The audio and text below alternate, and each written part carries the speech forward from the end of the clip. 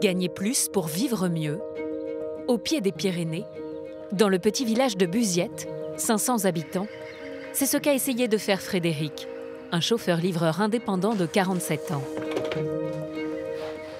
Il vit dans cette maison en bois avec sa femme, Sandrine, 47 ans également, auxiliaire de vie. Un café? Ouais. Leur fille est en internat dans un lycée agricole. Bon, ta matinée? Mais moi, j'étais à la casse, chercher un alternateur pour mon camion, là.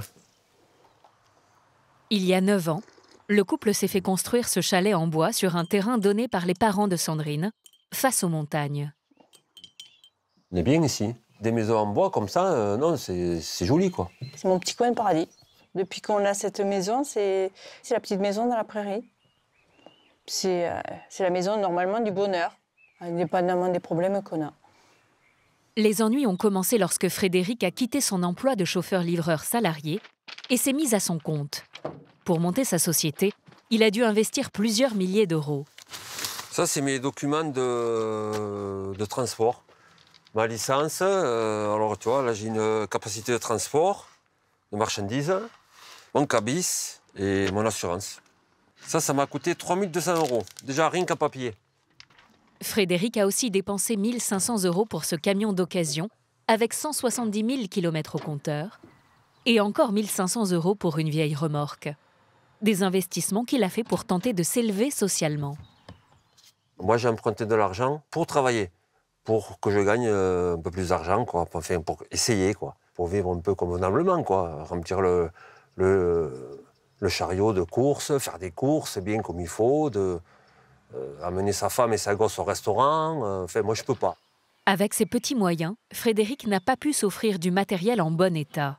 Mais ça ne lui fait pas peur, car il est aussi mécanicien. J'ai ma caisse à outils, j'ai des batteries au cas où que je tombe en panne. Voilà, je pars en aventure. Prêt à affronter les aléas de la route, J'ai tout, hein, j'ai tout ce qu'il faut. Hein. Frédéric n'hésite pas non plus à sacrifier son confort pour réduire ses frais. Mais je dors là, j'économise l'hôtel et puis voilà, ça me coûte déjà 40 € de moins. Mais oui, il faut en vouloir, oui. Il faut y aller, oui. En tout, Frédéric a emprunté 10 000 € en souscrivant des crédits à la consommation à des taux d'intérêt élevés. Mais aujourd'hui, il ne parvient plus à rembourser ses mensualités. Non, j'en suis loin encore de rembourser. Ouais. Des fois, tu y arrives, des fois, tu n'y arrives pas. C'est un cercle vicieux, quoi. C'est du qui arrive, là, qui commence, là, machin. Il faut frapper à la porte, il faut payer, il faut payer. Depuis quelque temps, les avis d'huissier arrivent presque quotidiennement, à tel point que le couple vit aujourd'hui avec la hantise d'aller chercher le courrier. J'ai le ventre noué. Quand j'arrive à la boîte aux lettres, j'ai le ventre noué. Et ce matin, comme souvent, il y a de mauvaises surprises. Qu'est-ce qu'il y a? Ah bah t'es. Voilà, dernier avis avant saisie de vos biens. T'es. Voyez. Nous vous accordons un délai de 48 heures à réception de la présente pour adresser votre règlement de 207 €. Vous vous exposez à un blocage de votre compte bancaire, saisie sur salaire, une saisie de vos biens à votre domicile. Au suivant. Ah ben ça, c'est encore un autre. T'es. Et allez, bamba. Poursuite judiciaire. 2 869 €. Saisie de vos comptes bancaires, voilà. Saisie de votre véhicule, saisie de vos biens immobiliers. Ben là, j'ai envie de chialer. Il demande de payer 3 000 € de suite. On fait comment? Plus ça va, plus on s'enfonce. La boule au ventre toute la semaine, parce que bon, les huissiers vont arriver à la porte, je m'en doute, puisqu'on n'arrive pas à payer, donc ils vont arriver, Mais à part la maison, les voitures, elles ne coûtent rien. Moi, je ne me vois pas vendre ma maison pour ça, quoi. Est-ce qu'il faut prendre un autre boulot en plus? Moi, je ne peux pas. Et le matin, il faut se lever pour aller au boulot. Il faut garder le sourire, malgré que la vie soit dure. Voilà. Des dettes qui ne cessent d'augmenter et des revenus qui, eux, ne décollent pas, alors que Sandrine et Frédéric travaillent d'arrache-pied. Sandrine est au 4/5e. Elle gagne à peine 1 200 € par mois et commence ses journées marathon à 7h30 du matin. Let's go! L'auxiliaire de vie effectue ses tournées au volant de sa voiture personnelle, un vieux diesel qui affiche plus de 200 000 km au compteur. J'ai mis le kilomètre à zéro pour savoir combien de kilomètres je vais faire dans la journée. Elle roule entre 80 et 100 km par jour. Mais son employeur ne lui rembourse pas les trajets domicile-travail. Et son premier rendez-vous de la matinée est à 25 km de chez elle. Le plus difficile dans ce métier, c'est les kilomètres. Mais bon, après, quand on sait que c'est pour le bonheur des gens chez qui on va, des fois, on est les seules personnes qui voient de la journée. On se sent utile. La plupart des personnes âgées dont s'occupe Sandrine habitent dans des hameaux isolés, comme son premier patient, un ancien agriculteur qui vit seul au bout d'un chemin de terre. Hop. Et je me change, parce que là, je vais aller faire du feu chez un papy, et après, je vais sentir la fumée. Donc, pour les personnes qui sont avec moi, après, c'est désagréable de sentir la fumée. Depuis 1 an, l'auxiliaire de vie commence ses tournées par cette ferme, où le temps semble s'être arrêté. Bonjour Pierre. Ça va? Pour déclencher le compteur de sa prestation, Sandrine doit d'abord appeler le standard automatique de l'entreprise qui l'emploie. Voilà. Je viens de pointer pour commencer à travailler. Voilà, à partir de là, je suis payée. Bon, on va se lever. Tu t'es au lit depuis quelle heure? Depuis 5 heures hier. Pierre, 72 ans, souffre d'arthrite et ne peut plus se débrouiller seul. Ce célibataire qui n'a plus aucune famille passe ses journées en compagnie de ses animaux dans une maison mal chauffée. C'est une vieille maison, donc il n'y a pas de chauffage, pas de radiateur. Tous les matins, Sandrine rallume le poêle à bois au tirage défectueux qui rend vite l'atmosphère irrespirable. Tu te mets là ou là? Ou à table? Ou là? En plus de la toilette de Pierre, elle doit changer et laver les draps, puis préparer le petit déjeuner, faire la vaisselle et lancer le repas du midi, le tout en 1h30. C'est un drôle de métier, oui. Mais il est super. Il y a de l'humanité, on fait du bien aux gens quand on arrive le matin. Il faut trouver celui qui veut le faire. Hein. Comment vous feriez sans elle? Impossible.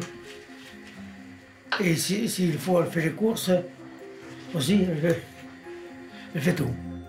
Ces derniers temps, Sandrine est de plus en plus inquiète car l'état de santé de Pierre se dégrade.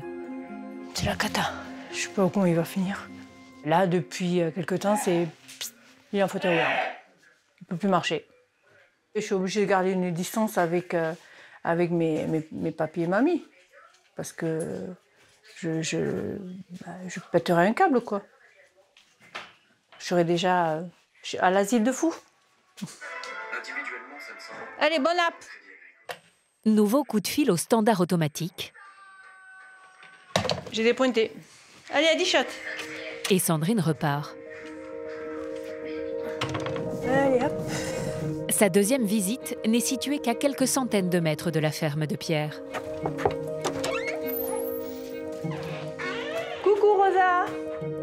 Depuis 4 ans, elle passe 2 à 3 fois par jour s'occuper de Rosa, 90 ans. Et ouais, on pointe à chaque personne. Voilà, par contre, je vais me mettre mon alarme pour pas dépasser l'heure. Autrement, les personnes doivent payer en plus. Voilà. Sandrine a 30 minutes pour s'occuper de Rosa. Il fait beau, on va y aller. Après 22 ans passés dans la même société, elle est rémunérée au SMIC horaire, 8,37 € net, plus 8 centimes net de prime d'ancienneté. On va remettre un peu l'oxygène ce matin. Pour cette prestation d'une demi-heure, elle touche donc un peu plus de 4,20 €. Les yeux. Ça va, ça sert pas trop? Et déjà, c'est l'heure. C'est mon téléphone qui sonne. Donc là, mes 30 minutes sont finies. Donc je dépointe. Mais Sandrine n'a pas l'intention de rentrer chez elle. Voilà, maintenant je suis libre de faire ce que je veux. Je suis plus payée. Donc je peux embêter Rosa tant que je veux. Elle a 2 heures devant elle avant sa prochaine prestation. Mais son employeur ne rembourse pas les frais kilométriques pendant les coupures. Alors plutôt que de gaspiller de l'essence pour rentrer chez elle, elle préfère tenir compagnie à Rosa gratuitement. Ça fait des années que je fais ça. J'ai le plaisir de discuter avec les personnes sans être contrainte de regarder l'heure. Et quand elles sont pas bien, de leur remonter le moral ou voilà. Allez, on est bien là, hein. Ça fait partie de moi. Ouais, je suis comme ça. Mais c'est des super souvenirs après. Pour moi, c'est des moments inoubliables. Mes problèmes, je les ai laissés à la porte, à la maison. J'ai fermé la porte, ils sont dedans. Jusqu'à ce soir. À une centaine de kilomètres de là, Frédéric, le mari de Sandrine, est au volant de son vieux fourgon. Il a été chauffeur salarié pendant 25 ans, avant de céder aux sirènes de l'auto-entrepreneuriat, comme plus de 640 000 Français l'an dernier. Quand j'étais chauffeur, je ne gagnais pas des 100 et des 1000, hein, je gagnais que 1200 balles. Alors, c'est pas un mirovolant. Hein. Oui, parce que les patrons, c'est le rendement, oui. Pour Frédéric, monter son entreprise était aussi synonyme de liberté. J'ai pas le téléphone qui sonne pour me dire « Ouais, putain, va vite, hein. Va à fond, va vite, hein, parce qu'il faut que tu reviennes. J'ai pas de patron, ça c'est bien, ça c'est super. » Plus de pression des patrons, mais celle de l'incertitude. Frédéric doit sans cesse chercher des clients sur des sites de mise en relation entre transporteurs et particuliers. Ce matin, il se rend en Charente-Maritime, où on lui a proposé un contrat intéressant. Alors pour ne pas rouler à vide, il a réussi à trouver une livraison sur le trajet. Bonjour. C'est une table qui doit être emmenée jusqu'à La Rochelle, à 350 km de là. Encore un petit peu. La cliente a proposé 70 €, un tarif que Frédéric n'a pas négocié. Là, voilà, comme ça, elle n'est pas esquintée. Mieux vaut faire bonne impression, car les prestations des transporteurs sont notées. Parfait. Voilà. Bonne journée à vous. Au revoir. C'est sur mon trajet pour aller sur La Rochelle. Donc pour moi, ça vaut le coup. Comme ça m'économise 70 € de gasoil, d'autoroute, de frais, quoi. Après, si j'en ai un autre sur la route, même 20-30 €, je m'arrête. Hein. Parce que ça vaut, tu sais, toujours 20 €, c'est toujours bon à prendre, quoi. Frédéric roule jusqu'à 3000 km par semaine. Mais entre l'essence, les péages et les charges, il a beaucoup de mal à savoir combien il gagne réellement. Oui, batterie. Et il faut aussi compter avec les mauvaises surprises. Putain. Tu vois, là, quand tu es en panne, eh bien, tu répares. 10 minutes et un changement de batterie plus tard. Ouais. Voilà, ça démarre. Frédéric va passer toute la semaine sur la route. Direction La Rochelle, puis la Belgique. Pendant ce temps, sa femme Sandrine termine sa journée à la station-service. La guerre en Ukraine vient juste d'éclater. Du jour au lendemain, le litre de diesel a flambé. 1,97 ? Non, c'est pas possible. Il a pris 10 centimes depuis hier ? Non, 20 centimes. Oh. Non, mais c'est la folie. Comme d'habitude, Sandrine ne met que le strict minimum. 10 litres, juste de quoi assurer la journée du lendemain. 10 litres 63 pour 21 €. Parce que je ne suis pas payée jusqu'au 10 et je dois tenir le coup. On ne va plus pouvoir vivre. Bientôt, je dis, je ne vais plus pouvoir aller travailler. Ça va me coûter plus cher en déplacement que de rester à la maison. 12 heures et 94 km après avoir quitté son domicile, Sandrine rentre chez elle. Pour 7h50 de travail effectif, elle a été payée 66,20 € plus 10,50 € de frais kilométriques, car son employeur ne prend pas en compte tous ses trajets. Total de la journée, un peu plus de 76 €, mais elle a dépensé 20 € en essence. Avec ses revenus, difficile de tenir les créanciers à distance. Près de 60% des Français craignent de tomber un jour dans la pauvreté. Une peur qui touche toutes les catégories sociales. En Alsace, le village de Reichstätt, 4500 habitants, dans la banlieue de Strasbourg. Qu'est-ce qui vous ferait plaisir en apéritif? À l'hôtel-restaurant de Paris, c'est l'heure du coup de feu. Les 2 filets de bœuf saignant, une fois frites, le burger saignant et le solilès. Oui. Aux commandes de cette affaire familiale depuis 3 générations, la patronne Caroline, 42 ans, une énergie à toute épreuve.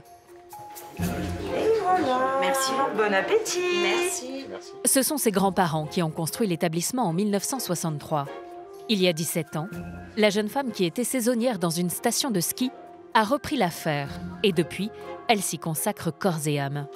Cet établissement, pour moi, au départ, c'est une histoire de famille et c'est presque un poids. J'étais pas forcément prédisposée à reprendre et je me suis dit, ah, quand même, challenge, obligé, c'est la famille, enfin voilà, faut essayer. Et puis comme j'aime pas les solutions de facilité, je me suis dit, allez, je me lance et du coup, j'ai repris et maintenant, c'est devenu mon bébé. Enfin, je m'éclate en fait, vraiment, je m'éclate. Et pour rien au monde, je ferai marche arrière. La jeune femme tient à conserver une ambiance familiale au sein de son équipe. Il y a Gwen, la serveuse, Muriel, la femme de chambre qui assure aussi la plonge, Franck, le commis de cuisine, et le chef, Ludovic. Et voici Paulette, 69 ans, la maman de Caroline. Officiellement à la retraite, mais toujours là pour donner un coup de main. Je fais un temps plein, un bon temps plein. Je suis là tous les jours, gratuitement, sans compter les heures. Si Paulette travaille bénévolement, c'est parce que sa fille n'a pas les moyens d'embaucher plus de personnel. Caroline a beau enchaîner 100 heures par semaine, sa rémunération est bien loin de celle qu'on imagine pour un patron de 4 salariés. Je me sors un salaire entre 0 et 2 000 euros. Dans la majeure partie des mois, c'est 1 500 euros par mois. C'est clairement pas évident. Après, je gère mon budget. Voilà, des courses alimentaires, j'en fais pas trop parce que souvent, je mange là la semaine et quand on est fermé, des fois il y a des restes. Donc plutôt que de jeter les restes, je me les garde pour moi pour le week-end. Voilà, pour l'instant, j'ai pas de mari, j'ai pas d'enfant, donc je m'en sors. Mais pour vivre, si j'avais pas les avantages en nature et ma maman, non, je m'en sortirais pas. Et voilà!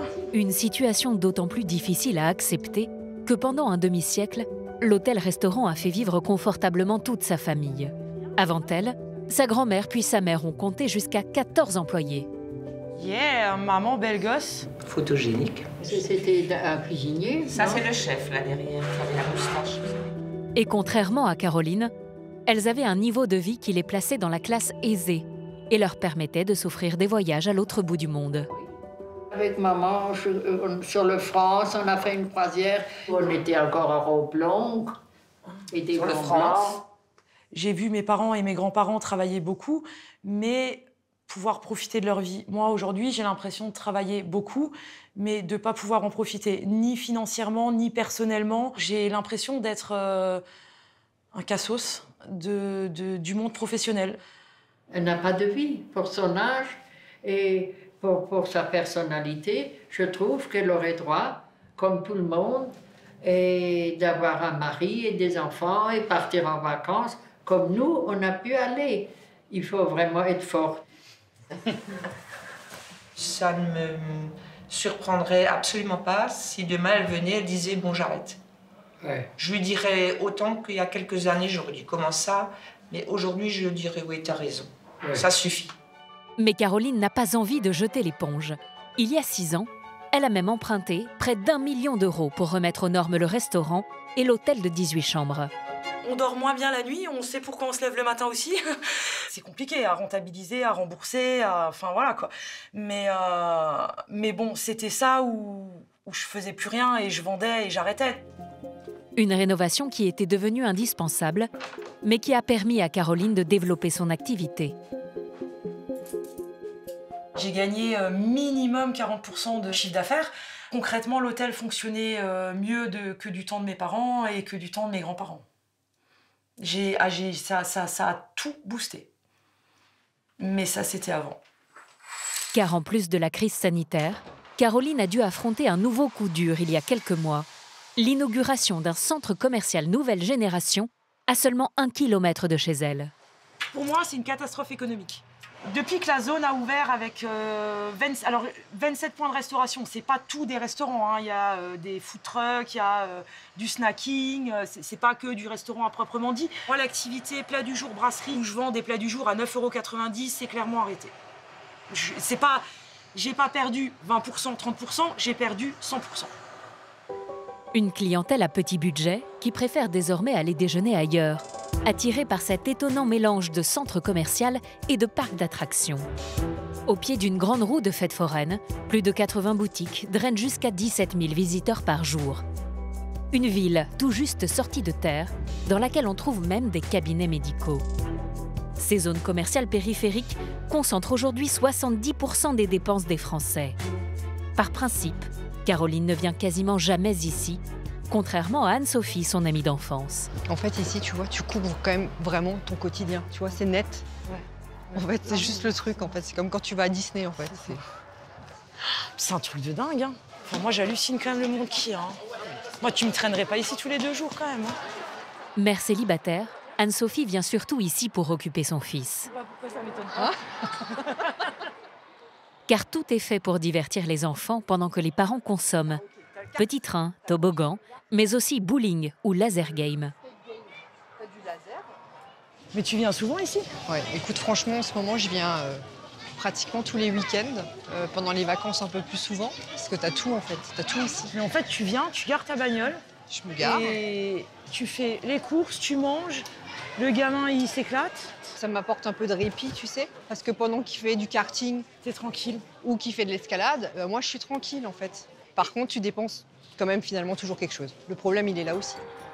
Ce qui inquiète Caroline, c'est la concurrence en matière de restauration.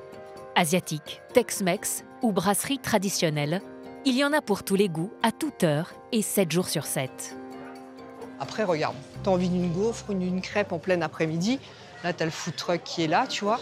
Tu veux des marrons chauds, tu veux des churros, t'as tout en fait sur place. C'est complètement impossible de lutter. La lutte est impossible. C'est pas du tout, on joue pas dans la même catégorie, ça n'a rien à voir. Moi, je suis inquiète pour elle. Moi, je sais pas comment... Pour moi, c'est une warrior, en fait, Caroline.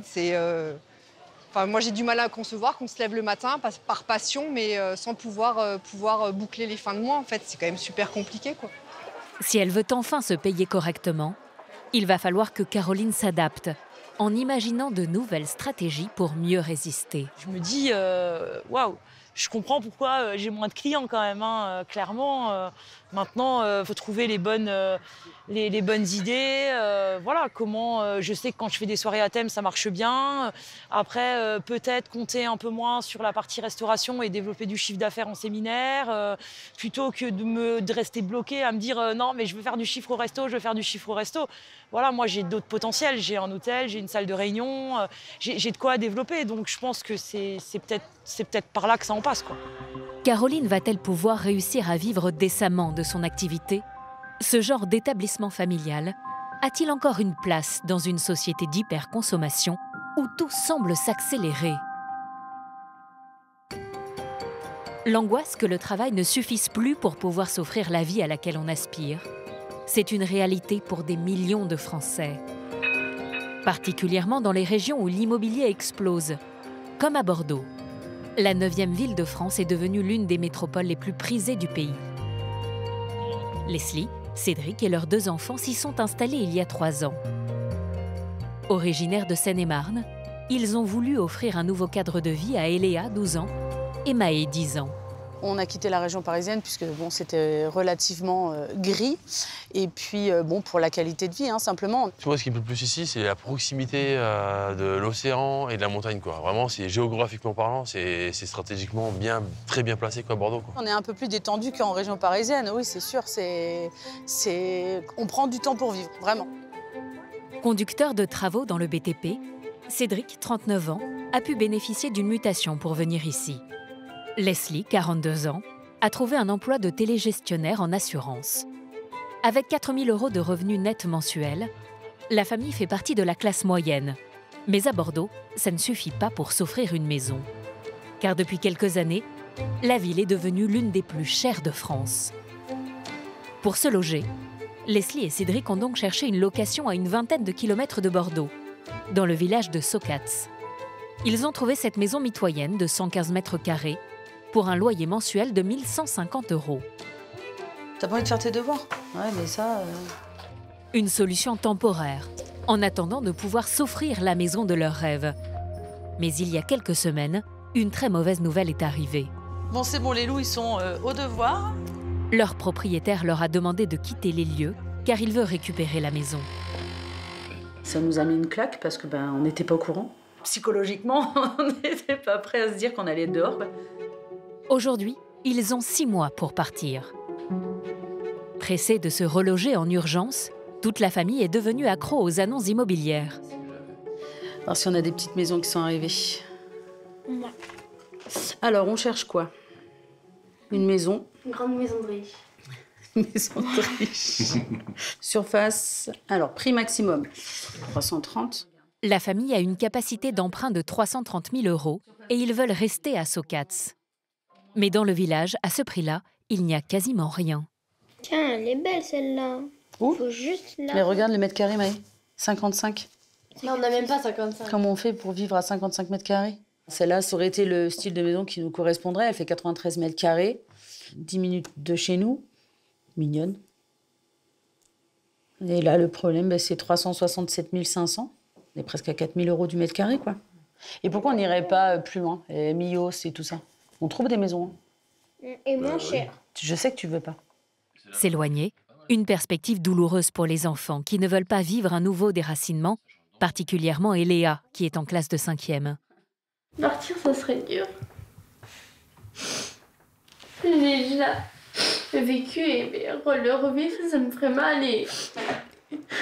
Moi, ça me dérange pas de partir. Sauf que moi, j'ai des copains. C'est dur parce que, déjà pour nos enfants, ça nous fait peur. Dans 6 mois, on est quand même dehors. Et ça met de la pression dans la famille. Parce que on travaille, on se dit, on bosse, mais... Et on se dit, voilà, on est venu ici pour réussir une autre vie. Et c'est compliqué. À Sokats, depuis l'ouverture de la ligne TGV Paris-Bordeaux, les prix ont flambé.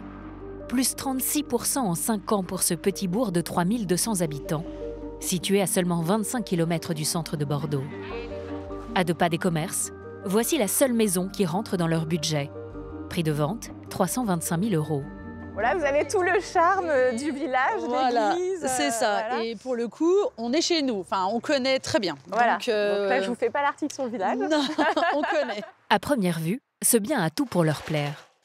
C'est vrai que là, pour le coup, le petit jardin, je trouve ça vraiment hyper mignon, avec un petit charme. Bucolique, ouais, voilà, je trouve ça vraiment sympa quand même, vraiment. L'agent immobilier les a prévenus qu'il y aurait quelques travaux à prévoir. On a d'un côté un mur qui n'est pas porteur, d'un côté un mur qui est porteur. Donc si on voulait ouvrir, parce que l'idée pour moi c'est d'ouvrir, donc c'est pas forcément un énorme coût. Par contre, à faire vraiment par des professionnels pour que ça soit sécurisé. Le séjour, alors le sol effectivement est plus trop au goût du jour. Donc si on veut à moindre coût, il existe plein de peintures, etc. qu'on pourrait utiliser pour donner un coup de peps. On est loin du simple rafraîchissement. Leslie commence à déchanter. Cuisine de cantine. Cantine. Donc la cuisine, effectivement, qui est à refaire, ce que je vous disais. Sur une enveloppe de 4 000 €, vous pouvez tout à fait refaire une cuisine. Faut imaginer, voilà, tout casser, tout refaire, le raménager, voilà. C'est se projeter à se dire, on achète et puis on va être dans les travaux pendant un petit moment, le temps de faire, d'aménager pour qu'on s'y sente comme on veut. Pop, pop, pop. Ah, c'est une salle de bain. C'est pareil, il faut imaginer. Non, il faut imaginer qu'il y a pas de salle de bain en bas. Ouais, en fait, voilà, c'est ça. Au final, on est bien loin des 5 000 € de travaux que pourrait se permettre le couple s'il achetait la maison au prix. 2 salles de bain à refaire, une cuisine à refaire, pas mal de peinture. On a vu, bon, après je travaille avec des peintures extérieures, à l'intérieur je parle seulement. Le mais, mur, ouvrir. Ouvrir un mur, faire intervenir un maçon. Il faut faire chiffrer, mais j'ai peur que ça ne rentre pas dans le budget de ce qu'on aimerait vraiment faire. Leslie et Cédric vont faire estimer les travaux, mais ils ne se font pas d'illusions. Malgré leurs 4 000 € de revenus mensuels, leur projet de rester dans leur village semble bien compromis.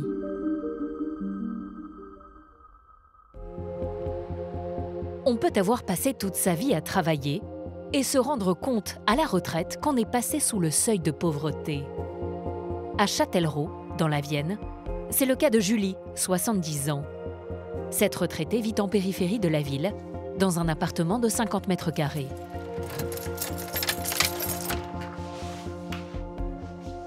Alors ça, c'est mon petit chez-moi, donc c'est très confortable parce que c'est très fonctionnel, je trouve. Une fois retranché son allocation logement, l'appartement lui revient à 275 € par mois. Pour Julie, cela reste une grosse dépense qu'elle veille à ne pas alourdir davantage. Moi, je suis très habillée parce que je chauffe pas. Voilà. C'est-à-dire que de tout l'hiver, je chauffe pas du tout. Il fait 14 degrés dans l'appartement, mais Julie a connu pire. C'est formidable quand même, parce que bon, jusqu'à maintenant, il faisait plutôt 11, 12. Il a fait froid quand même cet hiver. Oui. Ah, c'est pas vivable en fait. Mais bien sûr que c'est vivable. Je vis bien moi. Je suis très heureuse dans cet appartement. Si j'avais de grandes notes d'électricité et de gaz, parce que bon, le chauffage est au gaz, bah, je pourrais pas les payer. Alors, bon, c'est un problème quand même. Moi, j'ai jamais eu de dette. Avant la retraite, Julie n'avait jamais eu de problème d'argent. Longtemps salariée dans la restauration, elle a ensuite créé un salon d'esthétique, puis une boutique de chapeaux. Elle a même fait la cuisine sur des catamarans de croisière en Martinique. Je m'occupais de l'avitaillement du bateau, et puis après, je faisais les repas sur le bateau. J'ai été cuisinière, j'ai été chef de rang, j'ai été esthéticienne, j'ai été formatrice, j'ai été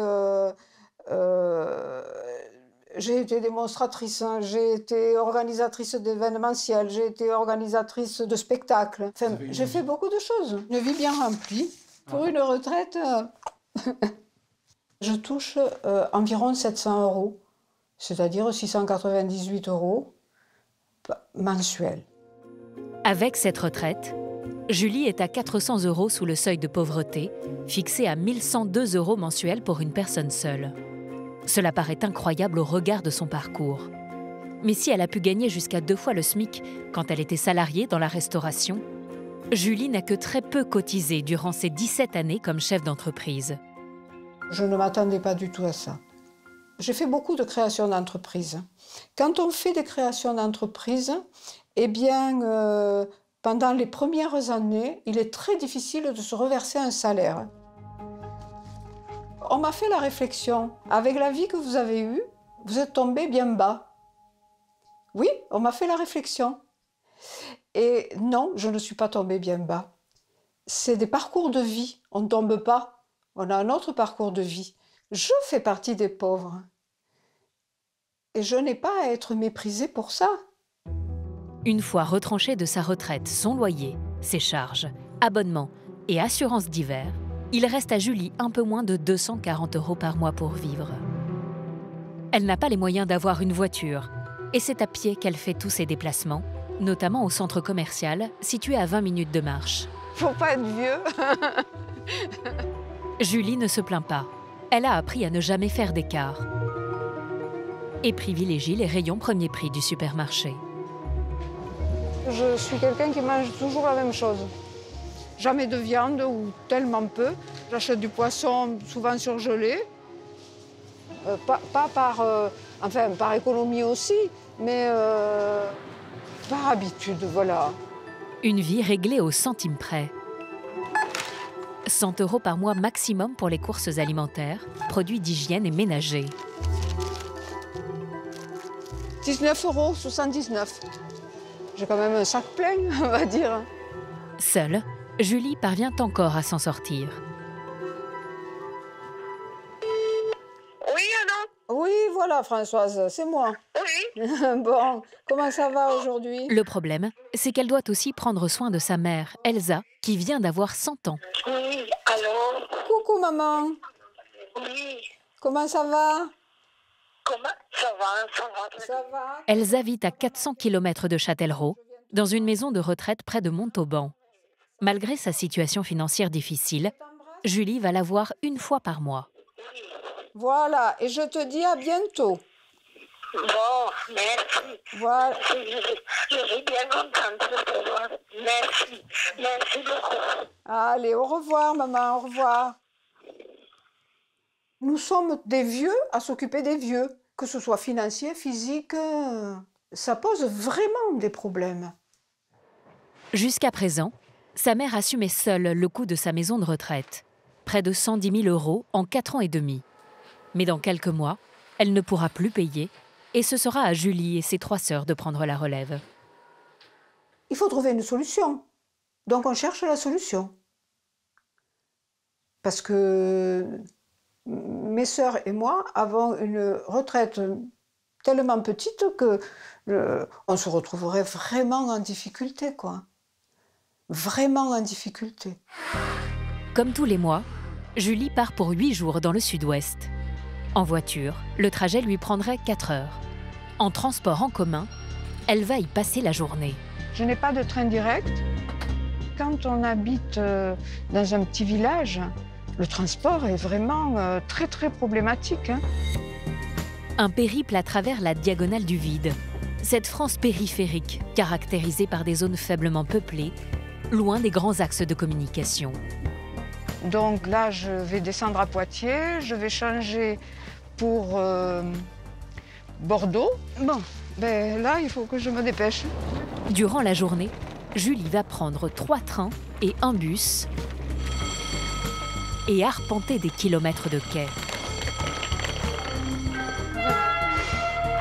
Monsieur, votre attention. Le TGV Ouigo entrera en gare sur la voie 1 d'ici quelques instants. C'est un Ouigo, moi, que j'ai. Ah ben, alors là, c'est vraiment la panique, hein. Une expédition toujours éprouvante pour la retraitée. C'est un sacré périple quand même, hein. Surtout que, bon, parfois, il y a en plus des petits soucis avec les wagons, les horaires, des petits retards. C'est très stressant. En réservant à l'avance, Julie parvient à faire l'aller-retour Châtellerault, Beaumont-de-Lomagne, le village de sa maman, pour 70 €. Un poste qui pèse très lourd dans ses dépenses, mais qu'elle n'envisagerait pour rien au monde de supprimer. Dans mon budget mensuel, je consacre toujours ce budget pour ma maman. Pour moi, c'est ma priorité. Par exemple, je ne vais jamais chez le coiffeur, par exemple. Parce que le budget coiffeur, je préfère le mettre sur le budget pour ma maman. Après plus de 4 heures de train et de longues correspondances, Julie arrive en gare de Montauban. Elle doit encore faire 3 quarts d'heure de bus pour rejoindre Beaumont-de-Lomagne. Cela fait plus de 9 heures qu'elle voyage. Merci, monsieur. Bonsoir. Je suis un peu fatiguée. Une dernière épreuve. 20 minutes de marche jusqu'à la petite maison de sa mère, inhabitée depuis 4 ans et demi. C'est là que Julie loge à chaque fois qu'elle vient. Moi, je tenais beaucoup à conserver en l'état la maison de ma maman, toujours avec l'espoir de pouvoir la ramener, voir qu'on l'entretenait, qu'on ne l'avait pas laissée à l'abandon. C'est quelque chose de très important. Pour moi, c'est très important. Cette maison, figée dans le temps, Julie va peut-être devoir s'en séparer pour permettre à sa mère de continuer à vivre en EHPAD.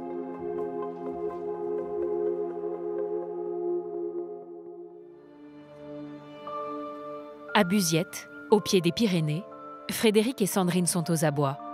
Entre les assurances et les charges, le chauffeur-livreur n'arrive plus à payer ses factures qui s'accumulent. Tiens, regarde, là, il y a encore un huissier. C'est lequel celui-là? Bon. Les avis d'huissier continuent de pleuvoir, à tel point que le couple ne sait même plus à quoi ils correspondent. Et celui-là?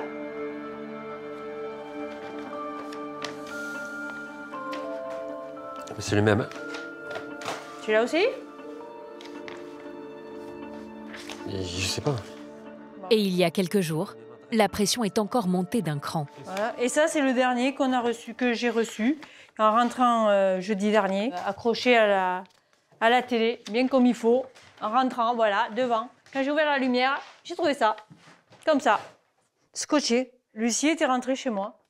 Et il a écrit « Je vous informe que vos meubles sont dès aujourd'hui saisis et indisponibles ». Je n'ai pas dormi de la nuit. Je pars au boulot demain matin. Je ne sais pas si en rentrant le soir, avec ma fille, s'il y aura la télé ou non. C'est la boule au ventre. Rentré avec un serrurier en l'absence de la famille, l'huissier a fait le tour de la maison pour saisir les rares objets de valeur. Ils seront vendus au profit des créanciers. Le pire, c'est que cette visite creuse encore l'addition. Elle a été facturée plus de 700 €. Les dettes de Frédéric pour lancer son entreprise rejaillissent sur toute la famille. Ils viennent me casser les pieds parce que c'est à cause de moi. Hein. C'est moi qui n'arrive pas à me fouiller mes dettes, quoi. C'est tout. Hein. C'est moi, c'est pas la faute à Sandrine, c'est la mienne. Je reconnais. Hein. Au lieu de venir m'embêter ma femme et ma gosse, vous venez m'embêter à moi. Mon mari voulait qu'on divorce. Comme ça, il était, lui, SDF, et nous, on gardait la maison. Ah. Bon, voilà, moi, je trouvais ça comme une solution. Hein. Vous avez les clés de ma voiture, ma carte grise, et puis voilà. Vous prenez ça, et puis voilà. Moi, j'ai que ça. J'ai déjà pris rendez-vous et tout, hein, j'ai dit, mais il faut que ça s'arrête. Hein. Et avec qui t'as pris rendez-vous? Et après, avec une femme de Pau, là, mais bon, après, je n'y suis pas allé parce que je travaillais. Mais bon, moi, je voyais que cette solution. Je voyais que ça.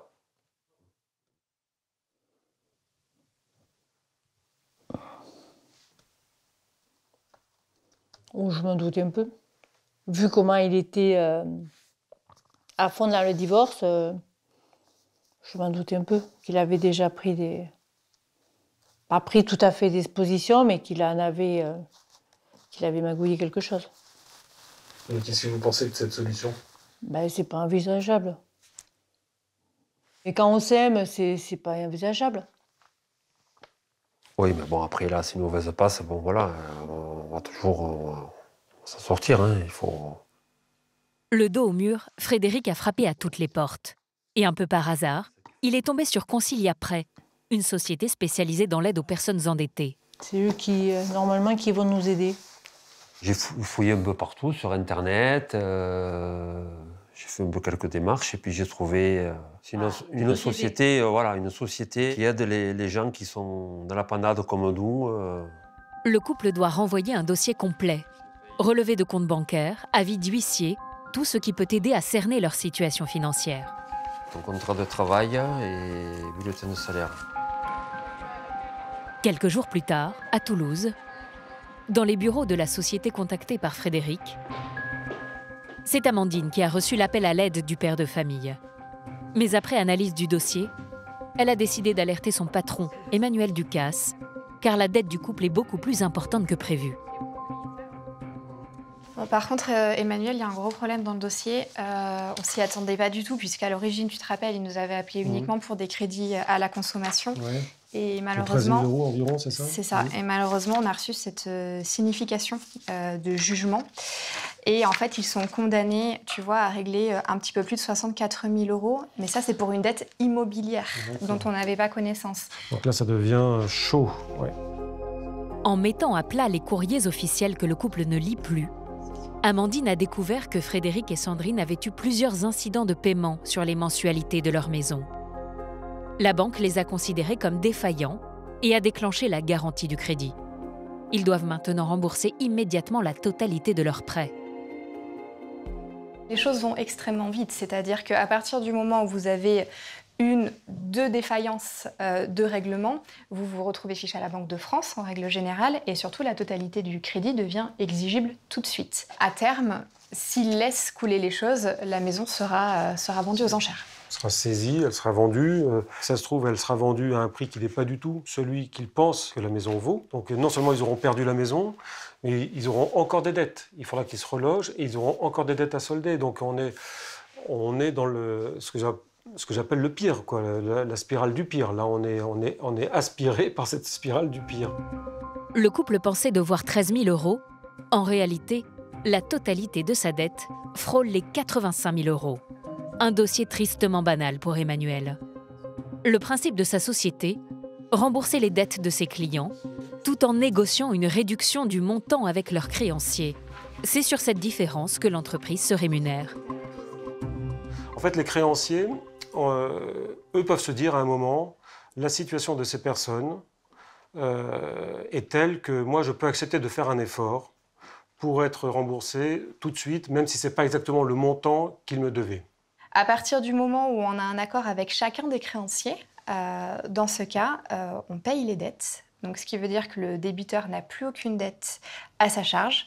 On a tout soldé pour lui, l'ensemble des poursuites s'arrêtent, il n'y a plus d'huissier de justice, plus de procédure d'exécution, et on devient son seul créancier. C'est-à-dire que c'est à vous qui devront de l'argent. Absolument. Sachant que pour notre remboursement, nous, à la différence des créanciers qui étaient là initialement, nous ne sommes pas pressés. Donc ce qui fait qu'on va accompagner les débiteurs pour un retour à meilleure fortune, le temps qu'ils stabilisent leur situation financière. On a rendez-vous à quelle heure avec eux, là? Début d'après-midi? Début d'après-midi. Emmanuel a eu l'idée de créer cette société unique en son genre il y a 9 ans, après avoir lui-même fait l'expérience du surendettement. J'ai vécu une situation compliquée moi-même, liée à une dette immobilière, et ça a été quelques années très compliquées à gérer sur le plan personnel, familial, financier.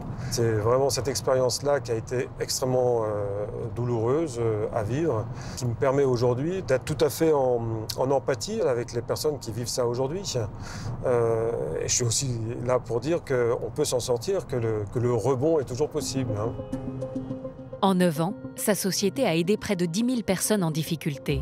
Et parmi eux, de plus en plus de travailleurs indépendants, qui, comme Frédéric, ont été victimes du mirage de l'auto-entrepreneuriat. Ça part d'un bon sentiment. Le problème, c'est que dans la réalité, tout le monde ne peut pas être entrepreneur, auto-entrepreneur. C'est plus compliqué. On mélange un peu le chiffre d'affaires avec ses revenus, on mélange un peu le brut, le net. Ces personnes-là qui ont espéré améliorer leurs revenus se retrouvent dans une situation qui, en fait, est plus compliquée que celle qu'ils connaissaient quand ils étaient salariés. La société d'Emmanuel avance des centaines de milliers d'euros pour régler les dettes de leurs clients à leur place. C'est bien ici. Alors avant d'accorder sa confiance, il a besoin d'une rencontre en face à face pour s'assurer qu'ils seront bien remboursés un jour. Bonjour messieurs, dames. Bonjour. Bonjour. Je ne sais pas comment Ouais, on fait. on fait comme ça. Bon. Bonjour. Bonjour. On est venu avec nos masques aussi, s'il faut. Oh non, entrez. Pardon, je passe Ça devant. va, entrez. Merci de nous accueillir. Ce qu'Emmanuel et Amandine veulent éviter, ce sont les joueurs, les fraudeurs ou les dépensiers compulsifs. Moi, si j'ai fait ça, c'est pour avoir un bon salaire. Un meilleur salaire. Ça marchait un an de ci, après, il y avait... pendant un an, après, là, il y a eu le Covid. Alors, quand il y a eu le Covid, je pensais remonter la pente, mais à chaque fois, je ne la remontais pas. Et si on avait une baguette magique, par exemple, qu'est-ce qui serait bien? De ne plus avoir la trouille d'avoir les huissiers dans la maison, déjà. C'est plus une vie, ça. C'est être terrorisé à chaque fois qu'on ouvre la porte. Moi, je ne veux plus vivre comme ça. Vous imaginez sortir comment de cette situation? En payant, hein, c'est tout. Hein. Travailler, se faire payer, et puis voilà. Hein. Le point crucial, c'est la plus grosse dette, la maison. Le couple veut-il la garder coûte que coûte, ou va-t-il se résoudre à la sacrifier pour rembourser l'organisme qui a garanti le prêt? Pour cet organisme, les choses sont très simples. C'est vous dire, écoutez, vous vendez votre maison et vous nous remboursez. Mais est-ce que c'est quelque chose que vous souhaiteriez faire, ça? C'est pas quelque chose que vous envisagez? Ah non, le terrain, c'est mes parents. C'est une donation, c'est ça? Ouais, voilà. S'ils veulent garder la maison, il faut donc que la société d'Emmanuel rembourse leurs dettes à leur place.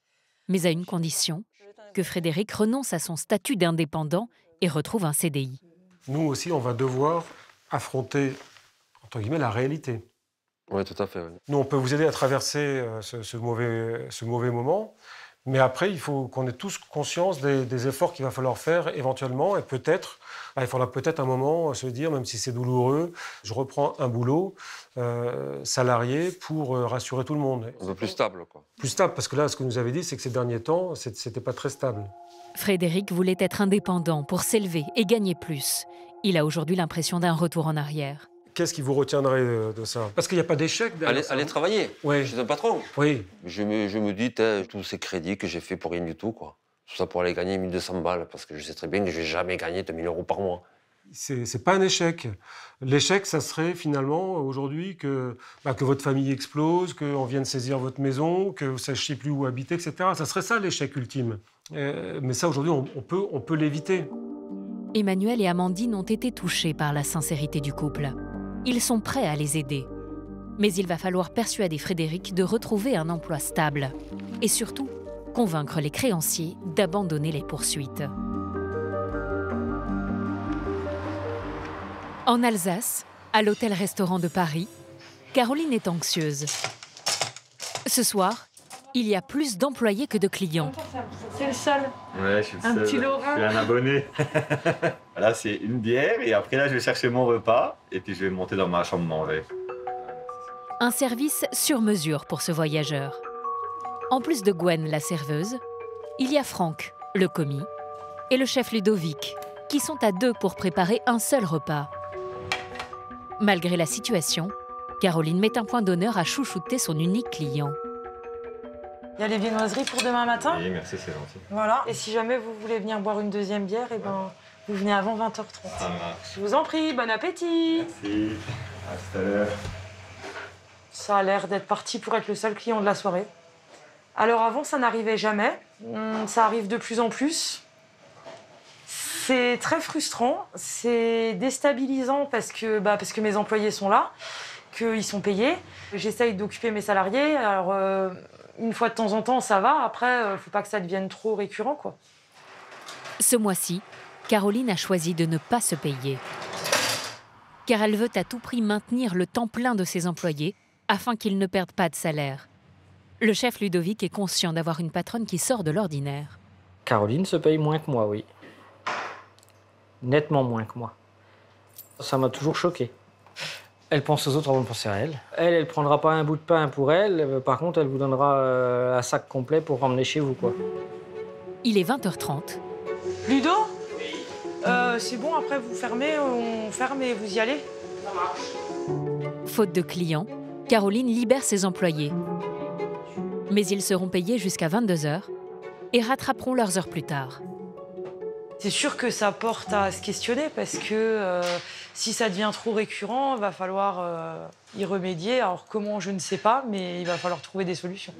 À demain. Bonne soirée, rentre bien. Comme son pouvoir d'achat dégringole, Caroline a dû se résoudre à un sacrifice. Elle va mettre en location son appartement, un 3 pièces de 74 mètres carrés, car elle ne parvient plus à payer son crédit de 850 € par mois.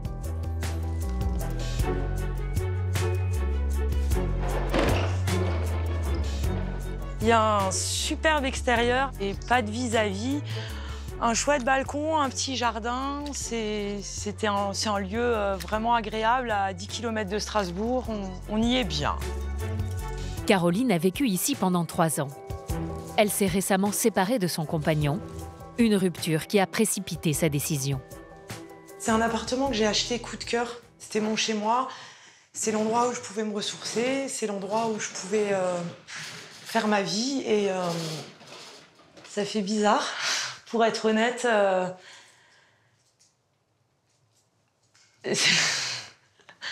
En vrai, ça fait bizarre. Parce que j'étais bien et que c'est un chouette appartement et qu'on ne fait pas toujours ce qu'on veut dans la vie. Mais voilà, c'est comme ça et ça me rappelle des bons souvenirs.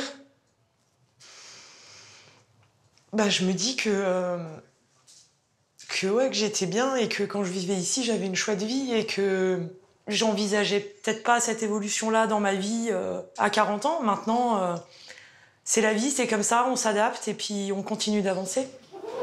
Ici, Caroline s'était construit une vie à l'abri. Aujourd'hui, elle retourne dans l'incertitude. Pour se loger sans rien dépenser, elle n'a pas eu le choix. Elle a trouvé refuge dans son hôtel, où elle s'est aménagé un logement de fortune, dans le centre de remise en forme de l'établissement, fermé au moment du Covid, et qu'elle n'a jamais rouvert au public. Alors là, on est dans ma maison. C'était une salle de sport, donc il y a des outils de sport que j'ai pas pu déplacer, donc ça me sert de porte-manteau. Les machines de fitness ont été débranchées en attendant des jours meilleurs. Caroline s'est bricolée une cuisine d'appoint, dort sur son canapé et utilise les sanitaires de la salle de sport. Et sinon, il y a ce qui était auparavant un sauna, qui est devenu mon dressing. Voilà, donc on fait ce qu'on peut. Hein. Ça me ramène à ma jeunesse. Comme une étudiante, je retrouve mes 20 ans. C'est un petit peu le mode camping, mais c'est pas grave. Je me dis que j'ai quand même un toit sur la tête. Je suis pas à plaindre. Caroline a beau être chef d'entreprise, elle gagne pourtant beaucoup moins bien sa vie qu'au début de son parcours professionnel, lorsqu'elle était saisonnière à la montagne. Un paradoxe avec lequel la jeune femme a appris à vivre. Pas de dépenses superflues, pas de vacances, un train de vie simple où les moments de détente sont rares. Bonjour! Exceptionnellement, cet après-midi, elle s'est accordé un moment rien qu'à elle. 1 heure chez l'esthéticienne. Du coup, vous savez déjà ce que vous avez envie de faire? Ah bah, regardez. L'état. Il casse en fait, hein, je les ronge pas, il casse, mais... Ok. Alors je vais commencer par préparer l'ongle et puis après on passera au choix de la couleur. Yes. Cela fait presque 5 ans que la restauratrice ne s'est pas offert de manucure. C'est des mains de travailleuses, c'est pas très joli, mais oui, c'est des mains qui travaillent. J'ai fait du jardinage, du bricolage, du tronçonnage. Vous êtes aussi en cuisine de temps en temps? Oui. D'accord, multitâche alors? Multifonction, ouais, couteau suisse. La séance coûte 35 €, mais aujourd'hui, elle ne paiera rien. C'est ma maman qui me l'a offert parce qu'elle sait que j'aime bien ça et que je prends ni le temps ni l'argent pour le faire. Je dépense, quoi qu'il arrive, le moins d'argent possible. Et c'est pas parce que demain, je vais pouvoir peut-être me sortir un salaire de 2000 € que je me ferai plus plaisir. Parce que je m'aperçois que psychologiquement, je suis marquée. Je suis marquée et c'est ancré en moi. C'est-à-dire que je suis devenue très économe alors que je n'étais pas du tout comme ça avant. Prudence face à un avenir incertain, sentiment de voir son pouvoir d'achat diminuer. Ces inquiétudes sont aujourd'hui largement partagées par de nombreux commerçants ou patrons de petites entreprises. Moi, j'ai ouvert ma première entreprise il y a 16 ans et le pouvoir d'achat est forcément complètement différent. Ça a changé, c'est sûr.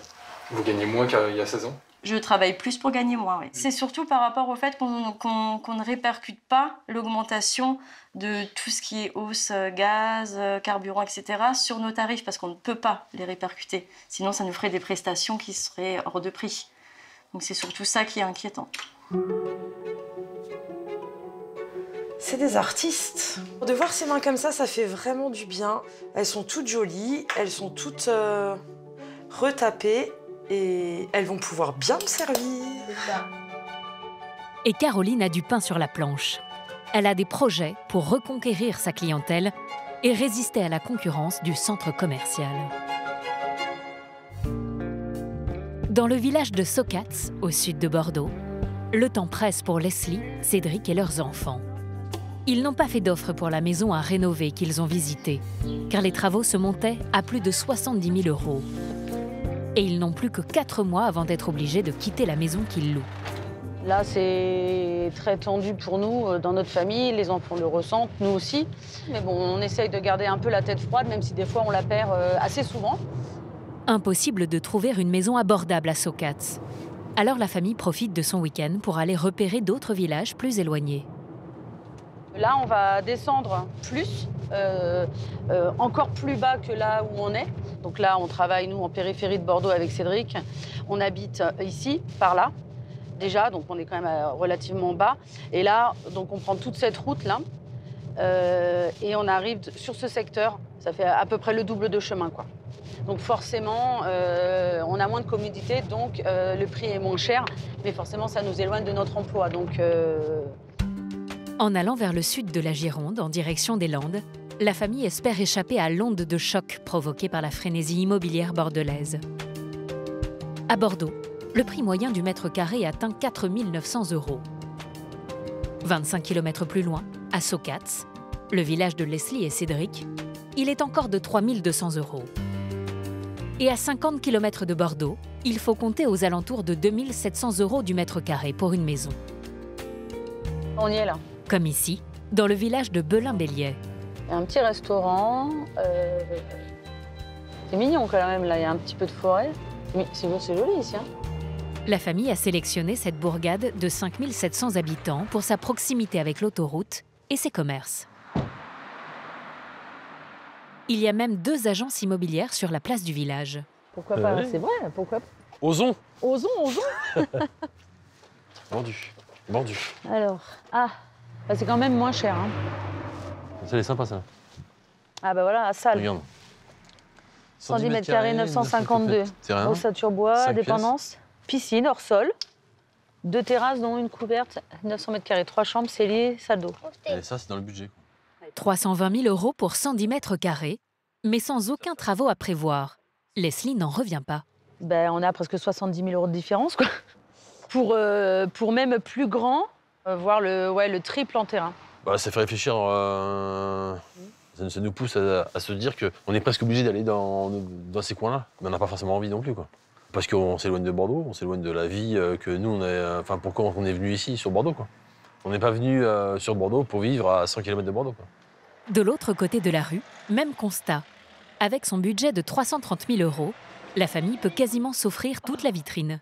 En fait, on peut tout acheter et même ça nous laisse du budget, quoi. À 220 000 €, on a devant nous un joli budget pour faire d'autres choses. Je sais pas, hein, peu importe. Après, faut voir, mais Celle-là, 283, pareil. sur 8 annonces, eh ben, on peut en acheter 7, quoi. Même Maë et Eléa, qui ne voulaient pas quitter Socats, leur collège et leurs copains, semblent emballés. Si mes parents ils se plaisent là et que du coup on a une maison qui nous plaise, ben, ça ne me dérange pas. Voilà. Par contre, vraiment, je ne vais pas changer de centre équestre. Enfin, avec ça, on peut acheter un cheval. T'iras C'est ça. T'iras en cheval là-bas. Même le terrain, il est assez grand pour mettre un cheval dessus. Hein. Il n'y a pas besoin d'essence. Il n'y a pas besoin d'essence. La voiture, c'est le gros point noir pour la famille. Ce dimanche, le GPS indique 39 minutes pour parcourir 54 km jusqu'à Mérignac, le lieu de travail de Leslie. Sachant que le matin, toute la rocade qui est là, donc est complètement bouchée. Donc de là, je rajoute presque le double, je pense. Après, à vérifier sur des horaires de matin pour confirmer et le soir pour confirmer. Pour être à l'heure au bureau, Leslie et Cédric devraient se lever 1 heure plus tôt, avec des frais d'essence quasiment doublés.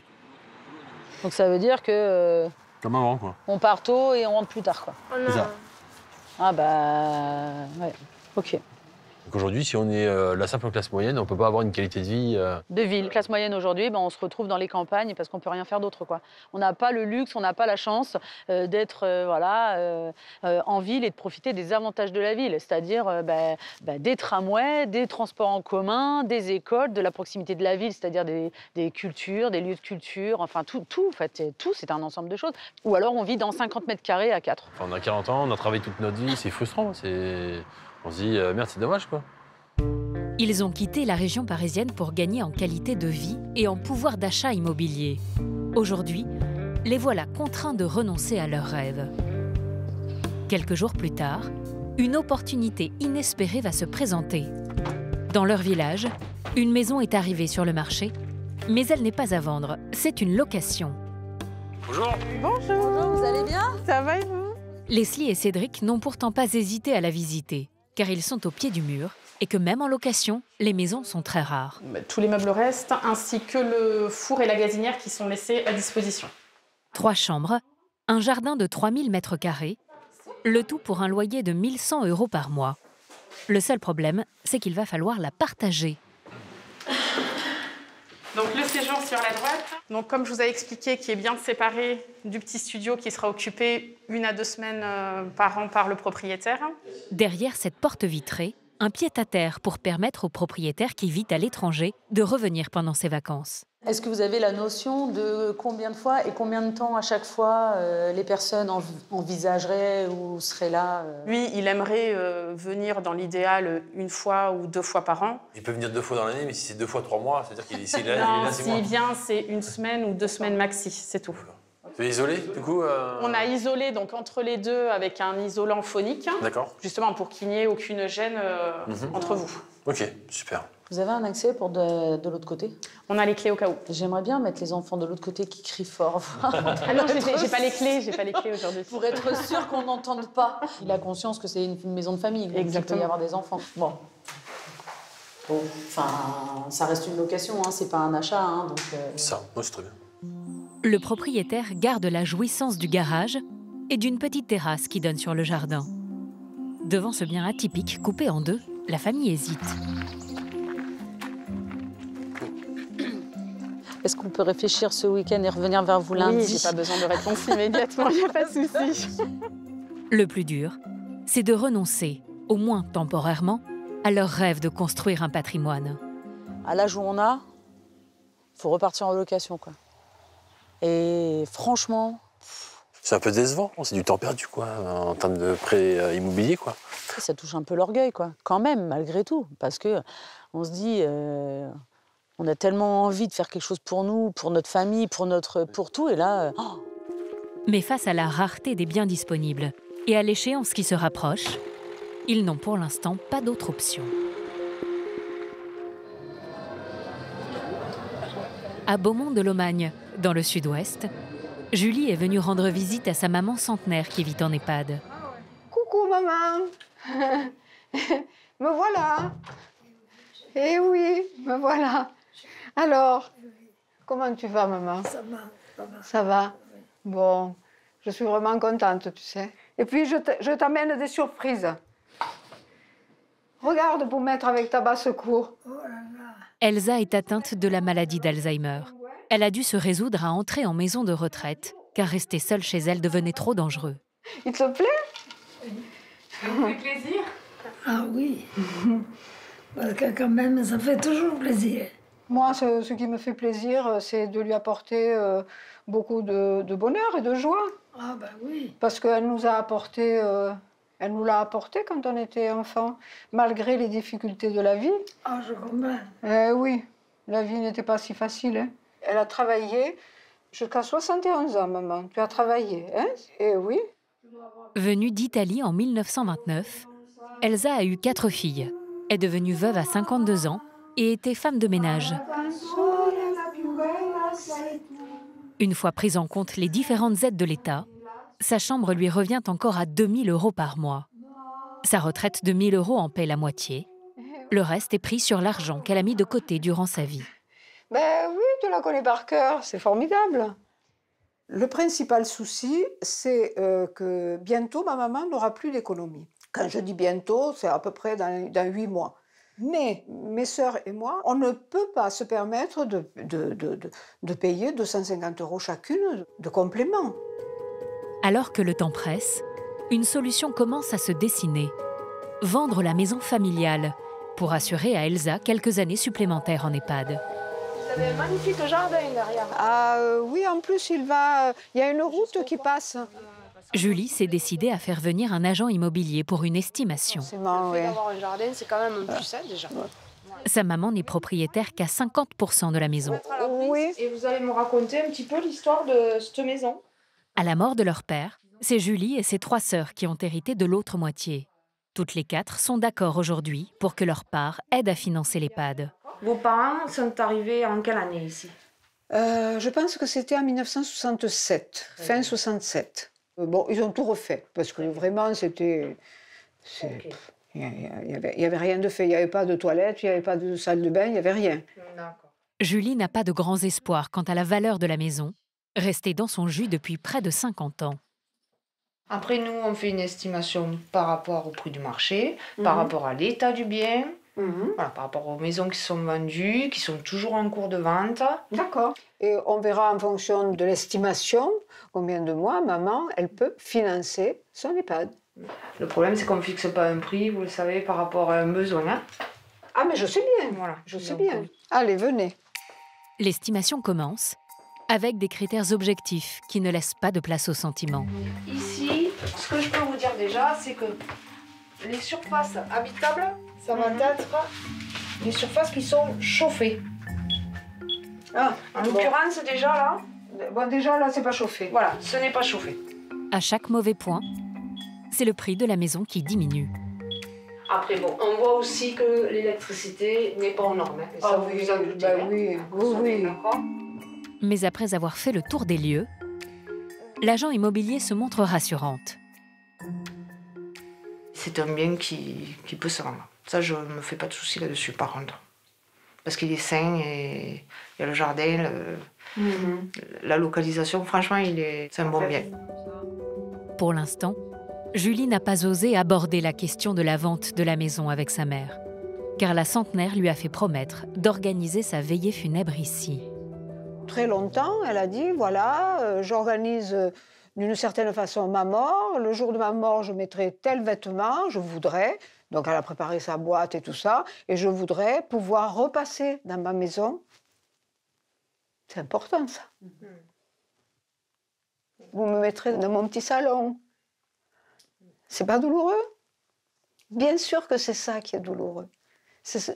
Moi, c'est ça qui me fait souffrir. D'avoir dit oui à ma mère et ne pas pouvoir. Parce qu'on ne le pourra pas. Il n'y a pas le choix. À moins qu'on gagne au loto, si on joue.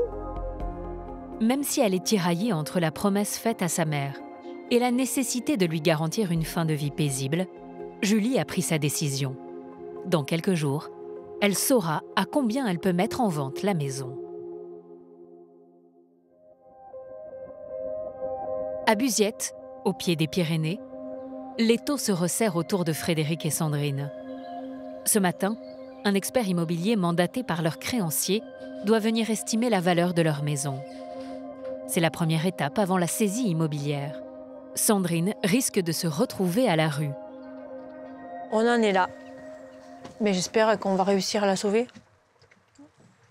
J'espère que je vais réussir à garder ma maison. J'y ai mis tout mon cœur. Maintenant, il faut garder espoir. Tirer les dents, garder espoir. C'est pas évident. Mais bon, on fait avec. L'expert travaille pour le compte de l'organisme qui a garanti leur prêt et qui, depuis, s'est retourné contre eux pour récupérer son argent. Donc, bon, moi je suis là, vous savez pourquoi? Ouais. Bon, le but c'est de donner une valeur au plus juste. Moi je suis un maillon dans la chaîne, je connais pas votre dossier. Donc, c'est une maison dans total bois. Hein. Ah bah oui. Hein. Ensuite, vous avez combien de chambres vous? Nous, on a 2. Petite maison. Bon, mais écoutez, ce que je vais faire, c'est que je vais prendre quelques photos de la maison. Sandrine et Frédéric ont plus de 63 000 € de dette immobilière. Avec cette expertise, le créancier va pouvoir évaluer si en vendant la maison du couple, il pourra se rembourser. Après, c'est vrai que c'est des mauvais moments à passer. Je sais que là, si je perds ma maison, je perds ma famille. Non, mais je suis content. Bon, écoutez. Écoutez, bonne continuation. Ben, vous aussi. L'expert réservera son estimation au créancier. Au revoir. Pour Sandrine, la visite a été très violente. Elle ne comprend toujours pas comment ils ont pu en arriver là. C'est choquant. Ça fait froid dans le dos. On se dit qu'on peut perdre tout. Et pourtant, on bosse. On bosse. Moi, j'ai jamais eu de vacances. J'ai jamais été en arrêt maladie. J'ai un boulot super qui n'est pas facile tous les jours, mais et je bosse. Tout semble inexorablement condamner l'auxiliaire de vie et sa famille à la saisie immobilière. Mais il lui reste un dernier espoir. Quelques jours plus tard, c'est à Lyon que va se jouer l'avenir de Sandrine et de Frédéric, dans les locaux de Concilia Prêt, la société d'Emmanuel Ducasse. Parce qu'ils vont être juste dans les temps. Avec Amandine, sa collaboratrice, ils ont décroché un rendez-vous qui pourrait tout changer. Là, on a une visio là, qui est prévue avec le principal créancier. Il y a un enjeu fort, oui. De l'autre côté de l'écran, le directeur du recouvrement de l'organisme qui a garanti le prêt immobilier. J'ai pris connaissance du dossier, donc je pense que moi j'ai l'environnement, donc ce que je vous propose c'est qu'on aille directement. L'enjeu de la réunion, que le créancier accepte de faire un geste sur la dette du couple. Pour cela, Emmanuel va plaider leur cause en insistant sur l'aspect humain du dossier. On a bien vu la situation, c'est-à-dire qu'ils n'ouvrent plus leur courrier, enfin, ils sont dans une telle situation de déni ou de terreur, je ne sais pas comment on peut dire. C'est nous, très honnêtement, qui leur avons fait prendre conscience qu'il y avait la question de leur maison. Mais c'était comme si le ciel leur tombait sur la tête. Il n'y a aucune once de malhonnêteté ou de volonté de se cacher ou de ne pas assumer leurs responsabilités. Au contraire, on les sent vraiment très fiers. On sent que ce sont des gens qui sont sincères dans leur démarche, qui sont courageux, qui sont bosseurs. Emmanuel veut le convaincre qu'il a intérêt à abandonner les poursuites et à consentir une réduction de la dette en échange d'un remboursement immédiat. Car même si le créancier saisit la maison, il n'est pas sûr de récupérer la totalité de son argent.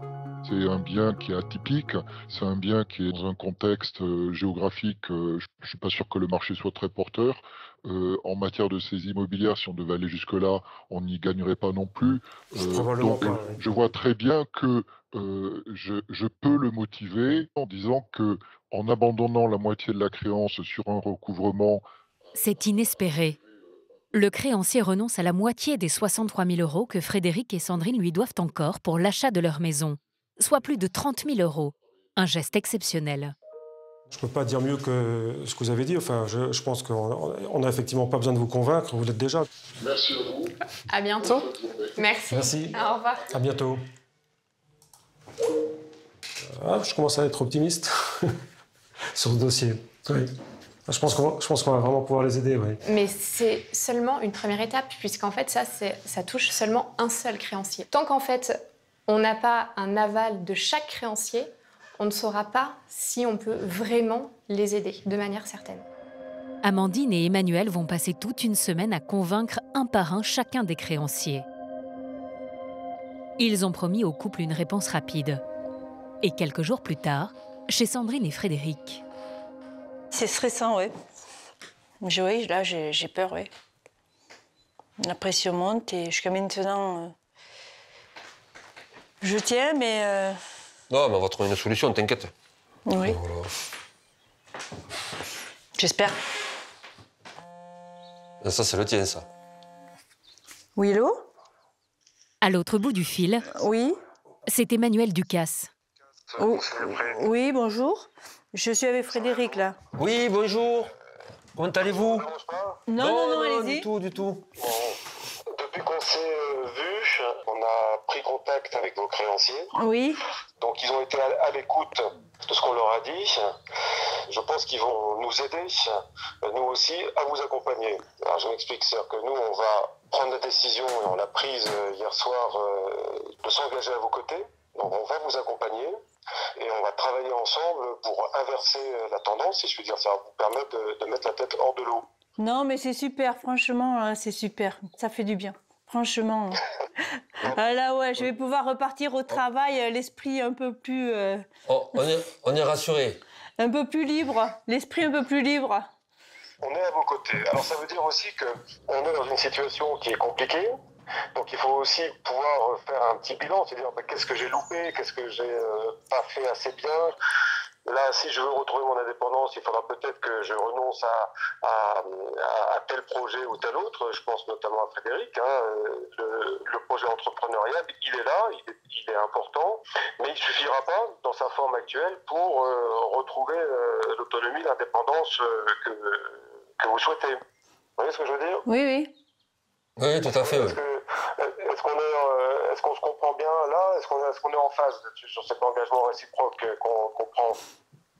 Oui. On est d'accord, oui. Oui. Un bon oui bien franc, bien clair, on est en phase. Oui, non, mais c'est bon, oui. C'est super, merci beaucoup. C'est gentil à vous. Bon après-midi. Oui, vous aussi, Oui. au revoir. Bon week-end. Oui, bon vous week-end aussi. à vous. À bientôt. À bientôt. Ouais.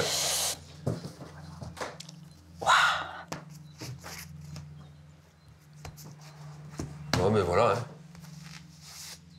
Qu'est-ce qu'il m'a dit? Moi, il faut que j'aille travailler. Je vais fermer, je vais aller travailler. Qu'est-ce que je te dis? On ferme et puis c'est tout. On vend le camion, on vend la remorque. Après, j'irai travailler. Voilà, on va repartir. Oui, moi, je le sais. Il n'a pas dit ça. Il a dit que tu sais. pouvais garder ton truc à côté. Non, mais moi, si je dois repartir ouvrier, ça sert à rien que je garde mon entreprise. Je ne veux pas aller chercher les colis à 10h du soir chez les gens. On reçoit, on ferme, on jette tout, et puis voilà. Et je vais travailler. Et puis voilà, c'est tout.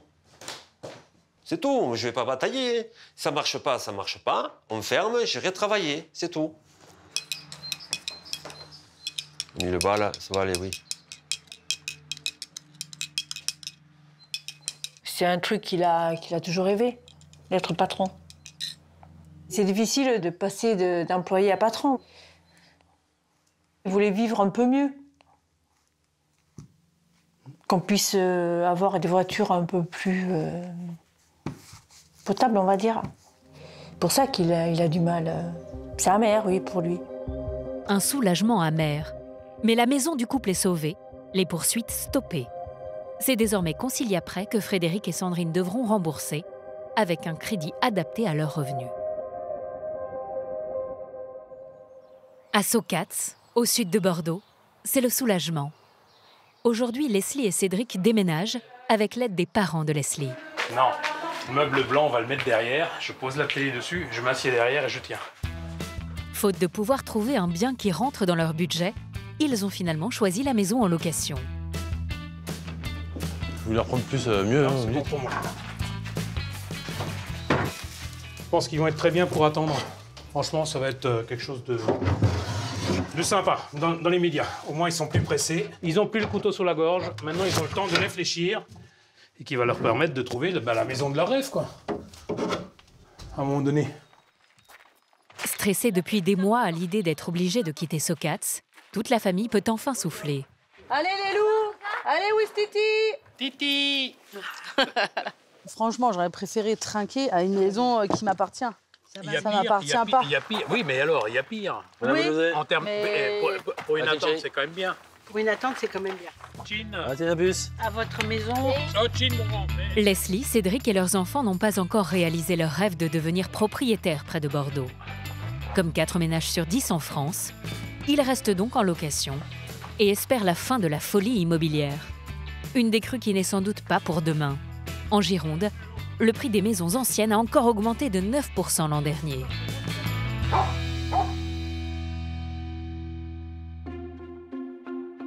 À Beaumont-de-Lomagne, dans le sud-ouest, c'est aujourd'hui que Julie a rendez-vous avec l'agent immobilier qui a estimé la maison familiale. Bonjour.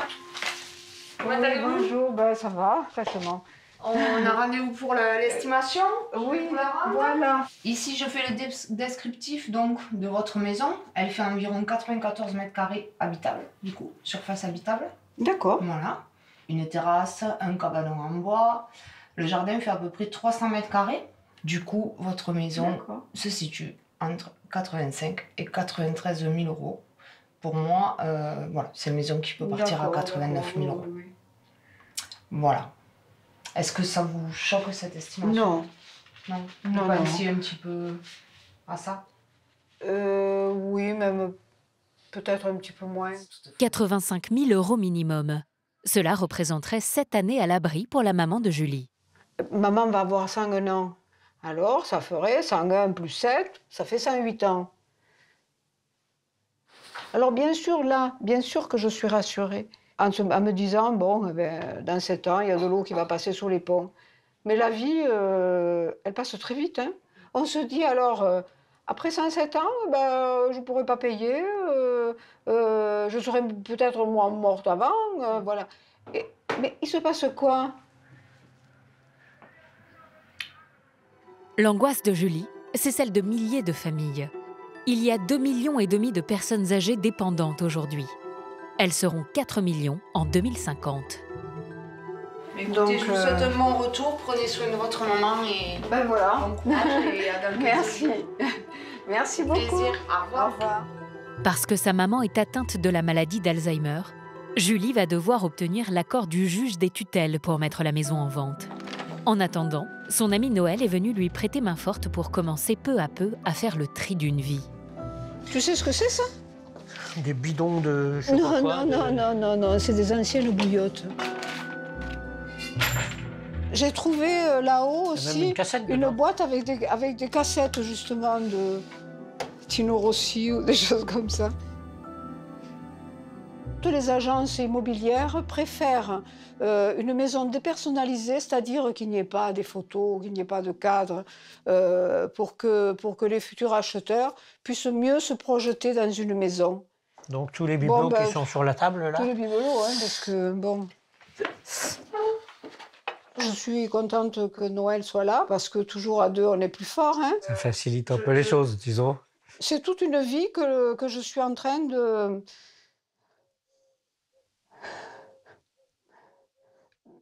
Ma première idée qui me vient, même si elle est très violente, je suis en train de la détruire, quoi. Quel d'autre mot je peux mettre dessus? Je suis en train d'effacer la vie de maman.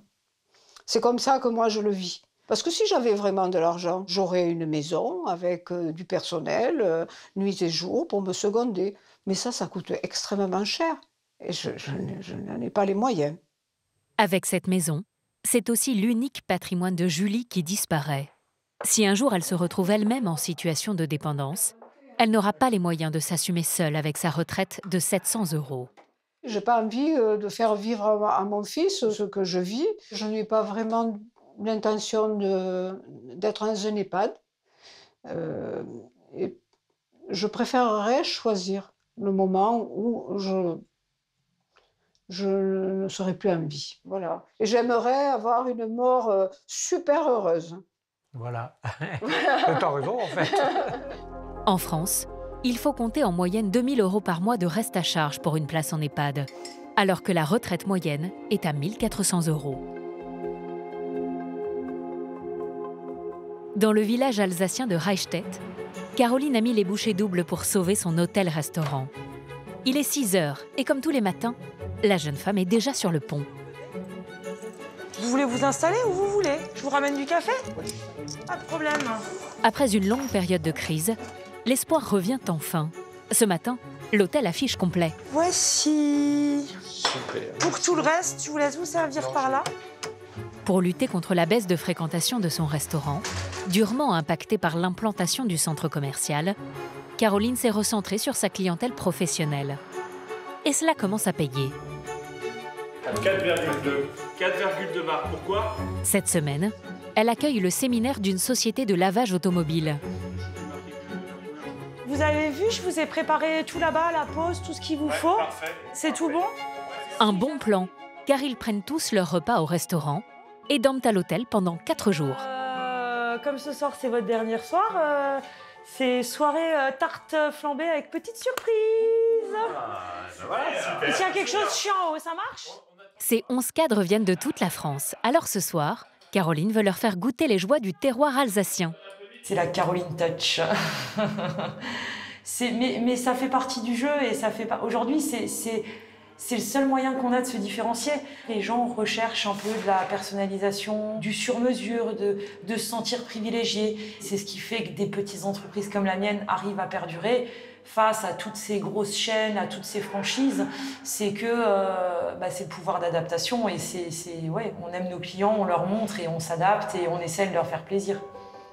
Un enthousiasme douché par l'arrivée des dernières factures. Les lecs. Elles sont plombées par l'inflation et les conséquences de la guerre en Ukraine. Caroline et son chef Ludovic sont sonnés. L'électricité, du coup, au mois de janvier, on avait une facture de 1 500 €. Et au mois de février, pour la même consommation, on a une facture de 2 337 €. Ce qui fait une augmentation de 800 €. 800 €. Gigantesque. 48% d'augmentation sur la dernière facture d'électricité. Et pour le fioul, c'est encore pire. Le fioul qui était à 800 € le mètre cube au mois de décembre et qui est passé à 1 296 € le mètre cube au mois de mars. 500 € d'augmentation. Au mètre cube. Soit une flambée de 62% en un mois. Et sur un an, le fioul a carrément doublé. Au mois d'août l'année dernière, c'était le bon vieux temps. On a l'impression que c'était il y a 10 ans, c'était il y a pile un an. Il y a des élections présidentielles. Je rêve d'une politique intelligente. Alors, ça ne veut pas dire me payer mon électricité ou me payer mon fuel. Ou, idéalement, en tant que chef d'entreprise, j'en attends un soutien par une baisse des charges. C'est même plus une question de droite, de gauche, de social, de pas social, c'est pas ça, d'immigration, de pas immigration. C'est pas ça la question. La question, c'est une politique intelligente, mais pour tout le monde, en fait. Et je sais pas s'il y a un candidat qui va proposer ça. Face à l'adversité, Caroline compte avant tout sur elle-même pour s'en sortir. Ce soir, avec son équipe, elle a organisé une soirée alsacienne avec tarte flambée et costumes traditionnels. À la santé de l'Alsacien! Vive l'Alsace! Bienvenue en Alsace! Chauffer l'ambiance, c'est aussi une bonne façon pour elle d'augmenter son chiffre d'affaires. J'ai pas de marche à monter. Jamais. C'est ça, vous avez juste à trébucher et vous êtes au lit. Ah. C'est ça. Bonne ambiance, familiale. C'est tout ce qu'on on souhaite. Par rapport à l'ambiance impersonnelle d'un hôtel dans lequel on pourrait faire ce type d'événement, oui, on se sent ici un peu comme à la maison. Santé. Santé à ces bonnes paroles. Ça fait du bien au moral parce que je me dis que cette histoire de séminaire, finalement, c'est une bonne idée et c'est une idée à creuser et à développer parce que je pense que ça fonctionne et c'est un message d'espoir et c'est une semaine qui s'achève sur quelque chose de très positif et dans une belle ambiance. Pour la première fois depuis longtemps, Caroline a pu se payer ce mois-ci. Elle s'est versée 1 500 €. Mais elle reste très prudente face à un avenir plus que jamais incertain.